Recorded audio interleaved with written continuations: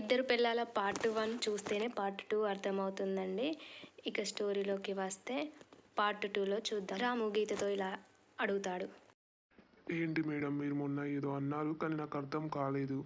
మీరు ఎవరినైనా ఇష్టపడుతున్నారా అంటే నాకెందుకో మీరు నన్నే అన్నట్టుగా అనిపించింది.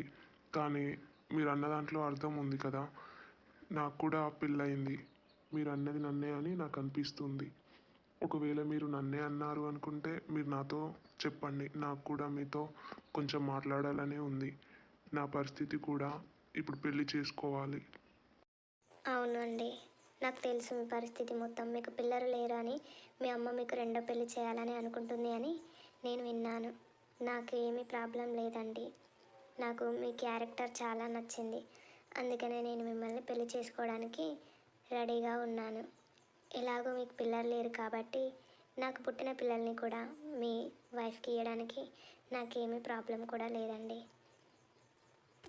ఈ విధంగా మాట్లాడుకొని వాళ్ళిద్దరూ పెళ్లి చేసుకుంటారు. కొన్ని రోజులు అక్కడే ఉంటారు.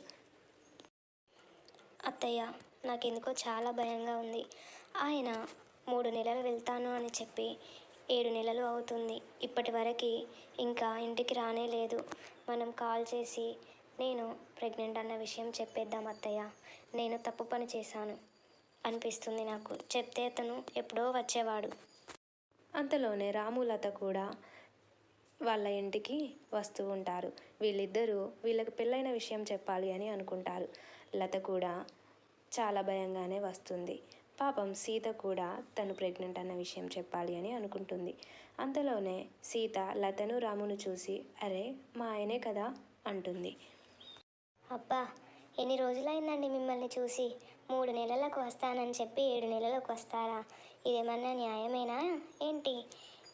ఏంటండి మీరు మరీ ఇలా చేస్తారని నేను అస్సలు అనుకోలేదు తెలుసా. మీరు ఫోన్లో అయినా చెప్పొచ్చు కదా. అదంతా తర్వాత కానీ నువ్వు ప్రెగ్నెంటా సీత? ఆ విషయం నాకు ఎందుకు ఫోన్లో చెప్పలేదు? మీ ఇద్దరికి నేను ఒక విషయం చెప్పాలి అనుకుంటున్నాను. ఇక్కడ సీన్ చూస్తే నాకు అర్థమవుతుంది మొత్తం. మీరేమైనా అనుకోండి, కానీ అమ్మ నువ్వు పెళ్ళి పెళ్ళి అని చంపడంతో నేను అక్కడ పరిచయం అయ్యా. అమ్మ ఇలా తను పెళ్లి చేసుకున్నానమ్మా. సీత ప్రెగ్నెంట్ అనే విషయం నాకు ఎందుకు మీరు ముందే చెప్పలేదు? నేను ఈ అమ్మాయికి మొత్తం చెప్పి మరీ పెళ్లి చేసుకున్నాను. ఏంటమ్మా ఇలా చేశారు? ఏదైనా సర్ప్రైజ్ అనేది కొంచెం చిన్నగా ఉండాలి కానీ మరి ఇంత పెద్దగా ఉంటుందా? అరే నేను చెప్పలేదురా, కానీ నువ్వైనా చెప్పొచ్చు కదరా నువ్వు పెళ్లి చేసుకుంటున్నాను అని.